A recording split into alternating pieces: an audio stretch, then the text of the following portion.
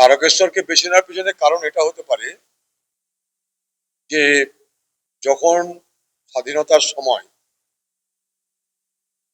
এই পশ্চিমবঙ্গে বিভাজন হচ্ছে, যখন মুসলিম লীগ বলছে আমরা গোটা পশ্চিমবঙ্গ চাই, না হলে পূর্ববঙ্গ, সেই সময় পশ্চিমবঙ্গের একটা বড় অংশের মানুষ যারা হিন্দু, তাদের মনে হয়েছিল যে পাকিস্তানের অধীনে আমরা যাব না। এই নিয়ে যখন আলোচনা চলছিল, সেই সময় তারকেশ্বর কনফারেন্স হয়েছিল বিশ্ব হিন্দু পরিষদে, যেখানে দাবি করা হয়েছিল যে পশ্চিমবঙ্গ, এই বাংলাকে ভাগ করে পশ্চিমবঙ্গ মানে হিন্দুদের জন্য একটা আলাদা জায়গা করা হবে। এই আলোচনা তার আগে থেকেই চলছিল। তার মধ্যে তারা বলল যে আমরা চাই আরেকটা পশ্চিমবঙ্গ। যখন মাউন্ট ব্যাটেনের নেতৃত্বে এই বিভাজন হচ্ছে, ডিভিশন বা পার্টিশন যাই বলুন, ভারত পাকিস্তান, সেই সময় মাউন্ট ব্যাটেন প্রথমে সর্দার বল্লভভাই প্যাটেলকে, বল্লভভাই থেকে নেহেরু, অন্যদিকে জিন্না, তাদের সঙ্গে এই পার্টিশন নিয়ে আলোচনা শুরু। সেই সময় বলা হলো যদি ভাগ করতেই হয়, তাহলে পাঞ্জাব আর পশ্চিম, আজকের বাংলা, সেদিনের বাংলা, তার ভাগ্য নির্ধারণ করবে সেখানকার মানুষের মতামত। কারণ আজকের যে পাঞ্জাব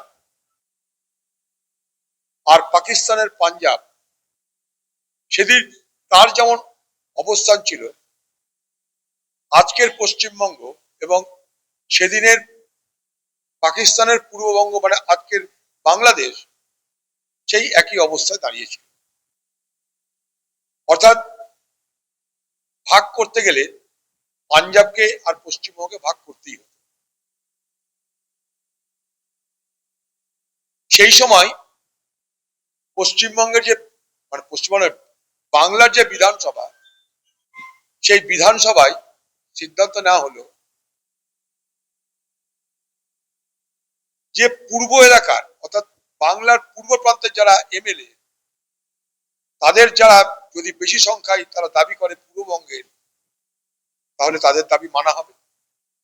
আর যদি পশ্চিম প্রান্তের যারা এমএলএ, তাদের সংখ্যাধিক্যের মতামত মানা হবে।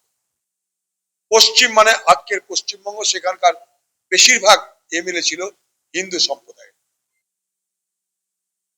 আর আজকের যেটা বাংলাদেশ, সেখানকার বেশিরভাগ এমএলএ ছিল মুসলমান সম্প্রদায়।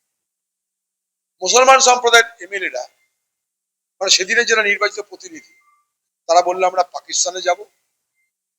আর পশ্চিম প্রান্তের, অর্থাৎ আজকের পশ্চিমবঙ্গে যারা এমএলএ, মোট এমএলএ সংখ্যা ছিল 58 জন। 58 জন এমএলএ এর ভোট নেওয়া হলো। 58 জন এমএলএ এর ভোটে যে সিদ্ধান্ত হলো যে আমরা পশ্চিমবঙ্গ নামক আলাদা রাজ্য চাই, আমরা ভারতবর্ষের সঙ্গে থাকতে চাই। ভোটের ফলাফল কি হলো? 58-21, অর্থাৎ 58 জন বলল আমরা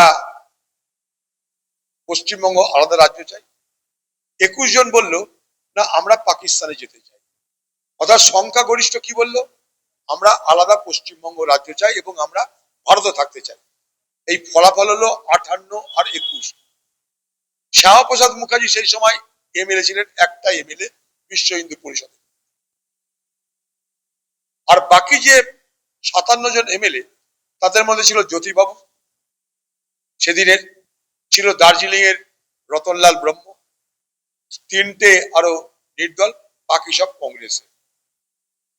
বিভাজনটা হয়ে গেল। এবং বিভাজনের কথা যদি কেউ প্রথম ঘোষণা করে থাকে, তার নাম কিন্তু লর্ড মাউন্ট ব্যাটেন। 3 জুন, 3রা জুন তিনি ঘোষণা করেছিলেন বাংলার এই পার্টিশনের। এবং কলকাতার রাজপথে মাইক্রোফোনে, সেদিন এরকম ছিল না, এত ইন্টারনেট ফেসবুক, মাইক্রোফোনে সেই বার্তা এলাকায় এলাকায় দিতে হলো যে ভাগ হয়ে গেল। আর যদি বলতে গেলে প্রথম মাউন্ট ব্যাটেন 3 জুন ঘোষণা করেছিল, তারপরে কি হলো, বাংলায় দাঙ্গা হলো, রক্তারক্তি হলো। পার্টিশন আমাদের জন্য কিন্তু কখনো সুখকর হয়নি, আনন্দদায়ক হয়নি। সেদিন শ্যামাপ্রসাদ মুখার্জি একা ব্যক্তি, 58 জনের মধ্যে একজন, 57 জন হিন্দু মহাসভার লোক নয়, এমএলএ নয়, 57 জন বলেছিল 58 জনের মধ্যে যে আমরা এদেশে থাকতে চাই। তার সঙ্গে শ্যামাপ্রসাদ মুখার্জিও একজন ব্যক্তি, সে বলেছিল আমিও চাই। শ্যামাপ্রসাদ মুখার্জির সঙ্গে সেদিন ছিল এনসি চ্যাটার্জি, যিনি সোমনাথ চ্যাটার্জির বাবা। তো স্বাভাবিকভাবেই এই বিষয়টাকে কেন্দ্র করে খামোখা বাংলায় কিন্তু রাজনীতি হচ্ছে, মনে করি এটা উচিত ছিল না। কারণ একটাই আমার কাছে, পার্টিশন আমাদেরকে রক্তাক্ত করেছে, বেদনা হত করেছে, ঘর শূন্য করেছে, জমি শূন্য করেছে। সেই স্মৃতিকে আবার নতুন করে নিয়ে এসে তাতে কি আনন্দ উৎসব পালন হবে আমার জানা নাই। কারণ এরপরেই 20শে জুনের কথা আসছে, তাই বলছি কথাটা। সাধারণত ভারতবর্ষে স্টেট হুড ডে অর্থাৎ রাজ্য প্রতিষ্ঠা দিবস একটা চালু আছে, নেই তা না। সেটা কোথায়, কিসের পরিপ্রেক্ষিতে? আপনারা জানেন 1956 সালে ভারতবর্ষে স্টেট রিঅর্গানাইজেশন অ্যাক্ট চালু হয়েছিল, অর্থাৎ ভাষা ভিত্তিক রাজ্য স্থাপনের জন্য একটা স্টেট রিঅর্গানাইজেশন কমিটি হয়েছিল, যারা এই ভাষা ভিত্তিক রাজ্যগুলোর ভূগোল নির্ধারণ করত। তো সেই দিন যেমন যেমন রাজ্য তৈরি হয়েছে, সেই দিন সেই স্টেট রিঅর্গানাইজেশন কমিটির পর যখন অনুমোদন পেয়েছে, স্টেট রিঅর্গানাইজেশন অ্যাক্ট অনুযায়ী যখন অনুমোদন পেয়েছে, সেই স্টেট রিঅর্গানাইজেশন অর্থাৎ রাজ্য পুনর্গঠন আইন, স্টেট রিঅর্গানাইজেশন অ্যাক্ট রাজ্য পুনর্গঠন আইন হিসেবে যেমন যেমন রাজ্য স্বীকৃতি পেয়েছে, সেই সব সাধারণত রাজ্যতে স্টেটহুড পালিত হয়। পশ্চিমবঙ্গে এমন কোনো ব্যবস্থা কোনোদিন ছিল না, কারণ পশ্চিমবঙ্গে কখনো রাজ্য দিবস পালন করার কথা প্রয়োজন হয়নি।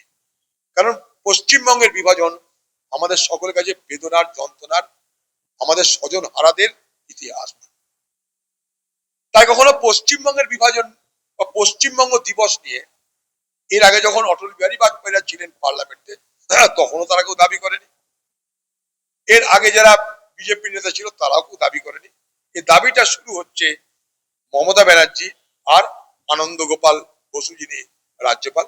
অর্থাৎ বিজেপি যখন পশ্চিমবঙ্গে মাথাচাড়া দিচ্ছে, ক্ষমতা আসার চেষ্টা করছে, তখন একদিকে মমতা ব্যানার্জি সে 1লা বৈশাখে বলছে এটা রাজ্য দিবস, আরেকদিকে বিজেপি বলছে এটাই পশ্চিমবঙ্গ দিবস। এই লড়াই শুরু হলো। অথচ আমরা স্বাধীন হয়েছিলাম 1947 সালের 15ই আগস্ট। সেটা কি দিবস হবে বাংলার মানুষ আগামী দিন ভাববে। আর এই পশ্চিমবঙ্গ দিবস যার কথা বলা হচ্ছে, ইতিহাসের বিকৃতি শুরু হয়ে যাবে এরপরে ইতিহাসের বিকৃতি করে বলা হবে শ্যামাপ্রসাদ মুখার্জির জন্য এই পশ্চিমবঙ্গ হয়েছে। এই তথ্য কিন্তু ভুল, তথ্য কিন্তু বিকৃত। শ্যামাপ্রসাদ মুখার্জি পণ্ডিত হতে পারে, জ্ঞানী হতে পারে, খুব বড় তিনি সংসদীয় দলের নেতা হতে পারেন, কিন্তু শ্যামাপ্রসাদ মুখার্জি কখনো পশ্চিমবঙ্গের স্বাধীনতা আন্দোলন, পশ্চিমবঙ্গে শুধু নয় ভারতবর্ষের স্বাধীনতা আন্দোলনে তার বিন্দুমাত্র কোনো ভূমিকা ছিল না। জিরো কন্ট্রিবিউশন ভারতবর্ষের স্বাধীনতা আন্দোলন। কোনোদিন জেলও খাটতে হয়নি, ব্রিটিশের কাছে মারও খেতে হয়নি। তাই নয়, ভারতবর্ষে যে ভারত ছাড়ো আন্দোলন আহ্বান জানিয়েছিলেন মহাত্মা গান্ধী, তিনি তার বিরোধিতা করেছিলেন। শ্যামাপ্রসাদ মুখার্জি কখনো ফজলুল হকের সঙ্গে মন্ত্রিসভা করেছিলেন। অতএব ইতিহাস যদি আলোচিত করতে হয়, বিস্তারিতভাবে করা দরকার। ইতিহাসের একটা অংশ তুলে নিয়ে বিকৃত করে বাংলার মানুষকে বিভ্রান্ত করলে রামমোহন রায়, রবীন্দ্রনাথ ঠাকুর, মাইকেল, স্বামী বিবেকানন্দ সকলকে কিন্তু, কাজী নজরুল সকলকে কিন্তু অপমান করা হয়। ইতিহাস যেন বিকৃত না হয়। আজকে যারা শাসন ক্ষমতা আছে তাদের কাছে নিশ্চয়ই দাবি থাকবে। আমরা কি আমাদের অতীত সেই বেদনার ইতিহাসকে আমরা নতুন করে আনন্দ উৎসবে রূপান্তরিত করব, না আমরা বাংলাকে নতুন করে গড়ব? এই মুর্শিদাবাদ জেলা 15 আগস্ট স্বাধীন হয়নি, কারণ এখানে সংখ্যালঘুরা ছিল স্বাধীনতার, ভারতবর্ষের সঙ্গে স্বাধীনতার উৎসব পালন করার পক্ষে। সেদিনেই মুর্শিদাবাদ জেলা সংখ্যালঘু অধ্যুষিত জেলা ছিল, মালদা সংখ্যালঘু অধ্যুষিত জেলা ছিল। মনে রাখবেন, এখানকার মুসলমানরা কিন্তু পাকিস্তানে যেতে চায়নি, তারা কিন্তু পশ্চিমবঙ্গে থাকতে চেয়েছিল এবং থাকলো। তাই এই পশ্চিমবঙ্গের মুর্শিদাবাদে 17 আগস্ট স্বাধীন হয়েছিল, স্বাধীনতা দিবস হয়েছিল। তাই স্বাভাবিকভাবেই এই ইতিহাসের বিকৃতির কচকচি না করে বাংলার প্রকৃত উন্নয়নের জন্য ভারতবর্ষের প্রধানমন্ত্রী, পশ্চিমবঙ্গের মুখ্যমন্ত্রী আবেদন থাকবে, আর বিভাজন নয়। আসুন সংযোজনের রাজনীতি করি, বিভাজন নয়, সংযোজন দরকার। এগুলো করার মধ্যে দিয়ে আবার সেই কোথায় হিন্দু কোথায় মুসলমান, আবার সেই পার্টিশন, এইসব খাড়া করে কি হবে আমার জানা নাই। কিন্তু বাংলার গর্বিত একজন মানুষ হিসাবে বরং বাংলার মনীষীদের নিয়ে আলোচনা হোক, চর্চা হোক, বাংলা কেমন ছিল আজ কেমন হয়েছে তা নিয়ে গভীর আলোচনা হোক। কেন আমরা পিছিয়ে গেলাম? একদিন এই বাংলা ভারতবর্ষের সব থেকে অগ্রগণ্য দেশ ছিল, কেন পিছিয়ে গেলাম? অশোকের আমলেও বাংলা ছিল, পাল বংশের আমলেও বাংলা ছিল, সেন বংশের আমলেও বাংলা ছিল, সুলতানেতের অধীনে বাংলা ছিল, মোগল আমলের বাংলা ছিল। সবকিছু সত্ত্বেও সেদিন কিন্তু সারা ভারতবর্ষে বাংলা সব থেকে বেশি অগ্রগণ্য দেশ ছিল। আর আজ আমরা ভারতবর্ষে পিছিয়ে পড়ছি কেন? তার তথ্য, তার বিশ্লেষণ হোক, রাজ্যকে এগিয়ে নিয়ে যাওয়ার জন্য দিশা নির্দেশ করা হোক এবং সকলে মিলে আমরা এই রাজ্যকে গড়বার সিদ্ধান্ত নেওয়া হোক, পরিকল্পনা করা। যে তৃণমূলের মধ্যে একটা অংশ দিদির সঙ্গে থাকবে যারা কিছু পরোয়া করে না, যা হয় হবে, কোথায় আর যাবো। আর আরেকটা অংশ যারা বিজেপি শেল্টার চাই কিন্তু বিজেপি নিতে চায় না, কারণ বিজেপি মনে করে এদেরকে না মানে কোভিডের ছোঁয়া লেগে যাবে, তাদেরকে তৃণমূলের বিদ্রোহী দলে ঢুকিয়ে দিচ্ছে। এই হচ্ছে গল্প। তৃণমূলের বিদ্রোহী দলটা কি? বিজেপির কাছ থেকে বাঁচার জন্য একটা সেফটি ভাল্ব। আবার বলছি আমি, তৃণমূলের বিদ্রোহী গোষ্ঠীটা হচ্ছে বিজেপির হাত থেকে বাঁচার সেফটি ভাল্ব। বিদ্রোহী শিবিরে ঢুকে গেলে তদন্ত হবে না, বুলডোজার চলবে না, জেল খাটবে না, সিআইডি আসবে না, সিবিআই আসবে না, ইডি আসবে না, এ কটা গ্যারান্টি আছে। অর্থাৎ তৃণমূলের বিদ্রোহী দলে ঢুকে যাও, গ্যারান্টেড বিজেপির কাছ থেকে আক্রমণ আসবে না, সরকারের কাছ থেকে আক্রমণ আসবে না।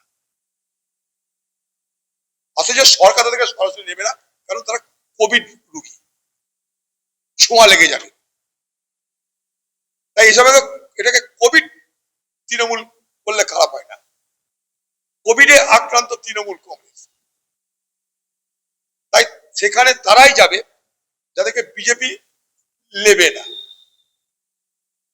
যখন চেষ্টা করা হলো বিজেপি বিজেপি বিজেপি, অনেক এমএলএ অপেক্ষা করলো, লাইন লাগালো বিজেপির সঙ্গে, তৃণমূলের অনেক এমএলএ অনেক নেতা ভোটের পর থেকে লাইন লাগাচ্ছে বিজেপির সঙ্গে। বিজেপি যেটা তোদের নিয়ে বদনাম হয়ে যাবে আমাদের, বরং সেফটি ভাল্ব রাখা আছে, সেখানে যাও। তৃণমূলের অনেক নেতা সেই সেফটি ভাল্বে ঢুকে যাবে, সরাসরি বিজেপি নেবে না তাদেরকে। বিজেপি নিজের ঘাড়ে চোর বদনাম নিতে চায় না, চোর চোরটা বাটপাট যত আছে এই সেফটি ভাল্বের মধ্যে ঢুকে যাবে। লক্ষ্য করে দেখবেন, এই সেফটি ভাল্বের মধ্যে যা ঢুকে যাচ্ছে, কোভিডে আক্রান্ত তৃণমূল, সেখানটা কিন্তু সিআইডি ইডি সিবিআই কোনো মামু যাচ্ছে না, বুলডোজার সব বন্ধ। খেয়াল করে দেখবেন, এটাই যেমন তৃণমূল আমলে গাদ্দারকে করা হয়েছিল পিএসসি চেয়ারম্যান কংগ্রেসের, এই তৃণমূলের আমলে যেখানে বিরোধী দল কংগ্রেসের পাওয়ার কথা, সেখানে মুকুল রায়কে দেওয়া হয়েছিল, কখনো মানুষ ভূঁইয়াকে দেওয়া হয়েছিল গাদ্দারদের। এখনো সেই গাদ্দার যারা, তাদেরকে পিএসসি চেয়ারম্যান করা হবে। অর্থাৎ পশ্চিমবঙ্গ নিয়ে একটা কথা বলতে পারি, সেই ট্র্যাডিশন সমানে চলছে। রং পাল্টেছে, সরকার পাল্টেছে, নেতা পাল্টেছে, মুখ্যমন্ত্রী পাল্টেছে, কিন্তু সেই ট্র্যাডিশন সমানে চলছে। সেই ক্যারাভান একই রকম ভাবে চলছে। The tradition has been continuing on irrespective of color, creed and government. তবে তৃণমূল এইভাবে ভেঙে চুরমার হয়ে গেল, তাদের এই অন্তর্দর্শনটা করা উচিত বলে মনে করি। কংগ্রেসকে খতম করতে গিয়ে, বামপন্থীদের খতম করতে গিয়ে তৃণমূল পার্টি এবং তার নেত্রী মমতা ব্যানার্জি যেমন নিজের বাস নিজেই নিয়েছেন, তাকে এখন ভুগতে দিন। আমরা তো দেখবো যে প্রতিশ্রুতির সঙ্গে বাস্তবের মিল কিভাবে প্রতিফলিত হচ্ছে বাজেটে। বাজেটে আগে এই বাংলাকে সোনার বাংলা করবার যে প্রতিশ্রুতি দেওয়া হয়েছিল দেখতে পাবো বাজেটে। আমরা দেখবো বাজেটের ঘোষণার পরও দেখবো ঘোষণা এবং বাস্তবায়নের ফারাক দেখতে চাই এবং তার মিল দেখতে চাই। কারণ এর মধ্যে জটিলতা বাড়ছে। অন্নপূর্ণা যোজনায় জটিলতা চরম জায়গায় পৌঁছে গেছে। মানুষ জানে না কে কোথায় পাবে, কি পাবে, কোথা থেকে পাবে। স্বাভাবিকভাবেই আমরা নির্বাচনের যে ইশতেহার বিজেপির, সেইটাকে এক হাতে রাখবো আর এক হাতে বাজেট রাখবো, দিয়ে মিলিয়ে দেখবো। কাটমানি কেন, সব মানি আছে। কাটমানি, চুরি মানি আবার কোত্থেকে আসে? হারামের পয়সা আছে সেখানে, ইলেকটোরাল বন্ডের টাকা আছে, ওই লটারি বেলার টাকা আছে, জুয়ারিদের টাকা আছে, সব টাকা নিয়ে সব দলই আছে। বিজেপি তো তাই আছে। বিজেপি যে টাকাগুলো বড় বড় ফান্ড করছে, ইলেকট্রাল বন্ড, সেই ইলেকট্রাল বন্ড কোথা থেকে আসছে সেই সোর্স বন্ধ করে দেওয়ার চেষ্টা করেছিল। সুপ্রিম কোর্ট বাধ্য হয়েছে তাদেরকে সেই তথ্য প্রকাশ করতে। অতএব এখানে বিজেপির সঙ্গে টিএমসির কোনো ফারাক নাই, কোনো ফারাক নাই ভাই। ক্ষমতায় থাকলে সব ফান্ড হোয়াইট ফান্ড হতো, ক্ষমতায় নেই সব ব্ল্যাক ফান্ড হবে। বিজেপির ক্ষেত্রেও তাই।